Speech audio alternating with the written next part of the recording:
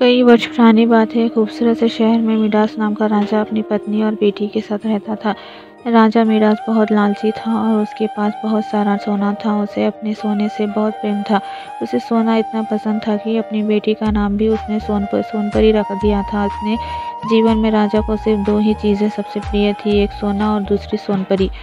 वे अपना सारा सोना एक तहखाने में रखा था और हर रोज़ उसे गिनता था। उसकी इस आदत पर रानी कहा करती थी कि महाराज, आप ऐसे हर रोज़ अपना सोना नहीं गिनेंगे तो एक दिन ये सारा सोना गायब हो जाएगा। रानी की इस बात पर राजा मिडास बहुत नाराज़ होता था।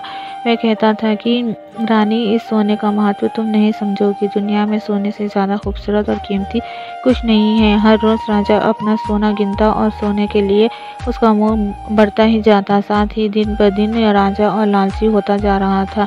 जहाँ एक तरफ राजा को सोने से इतना मोह था, वहीं राजकुमारी सोनपरी को सोने में कोई दिलचस्पी नहीं थी। दिन भर में महल के बगीचों में खेला करती थी। उसे प्रकृति से बहुत प्रेम था। सोनपरी राजा के कहा करती थी, पिताजी देखिए इस फूल को, ये कितना सुंदर है। इस पर राजा मिडास जवाब देता कि हाँ, सुंदर तो है, लेकिन अगर ये सोने का होता तो और ज़्यादा सुंदर होता।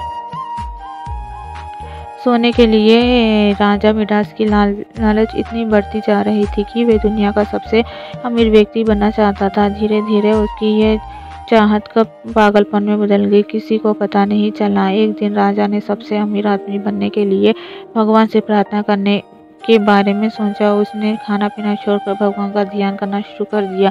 कई दिन बीत गए, लेकिन राजा मिडास ने अपना ध्यान भंग नहीं होने दिया। उसकी इस प्रार्थना से भगवान प्रसन्न हुए और उसे दर्शन देने पहुंचे। भगवान ने कहा कि बताओ, तुम्हें क्या वरदान चाहिए। राजा ने कहा, भगवान, मुझे ऐसी शक्ति दो जो कि चीज़ को मैं स्पर्श करूं वो सोने की बन जाए। भगवान ने उसे वरदान दे दिया और कहा कि एक बात हमेशा याद रखना कि सोने से तुम हर खुशी नहीं खरीद सकते। ऐसा कहकर भगवान गायब हो गए और राजा खुशी के मारे झूम उठा।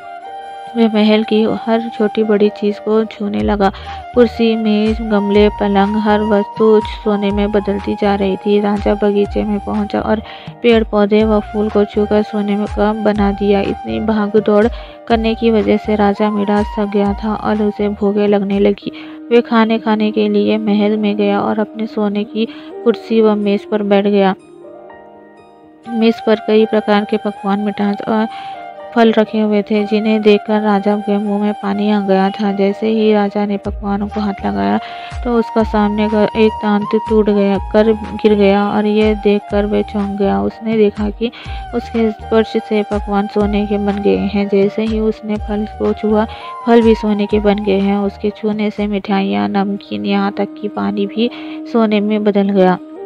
ये सब देखकर राजा निराश हो गया और कहने लगा, ये भगवान, अब मैं क्या खाऊं। अपनी पिता की आवाज़ सुनकर सोनपरी दौड़ती हुई आई। उसने देखा कि उसके पिता बहुत परेशान है। पिता की ये परेशानी उससे देखनी नहीं गई और उन्हें सांत्वना देने के लिए उसने राजा को गले से लगाना चाहा। जिससे पहले ही कि राजा को कुछ कह पाती, राजकुमारी सोनपरी ने राजा को छू लिया और उसे छूते ही वह सोने की बन गई। अपनी बेटी का ये हाल देखकर राजा मिडास जोर जोर से रोने लगा। इस सब के बाद राजा ने भगवान से फिर प्रार्थना की। जब भगवान प्रकट हुए तो राजा ने कहा, हे ईश्वर, मुझे ये वरदान नहीं चाहिए। मैं बहुत लालची हो गया था, लेकिन अब मुझे अपनी गलती का एहसास हो गया है। कृपया करके मेरी सहायता करें।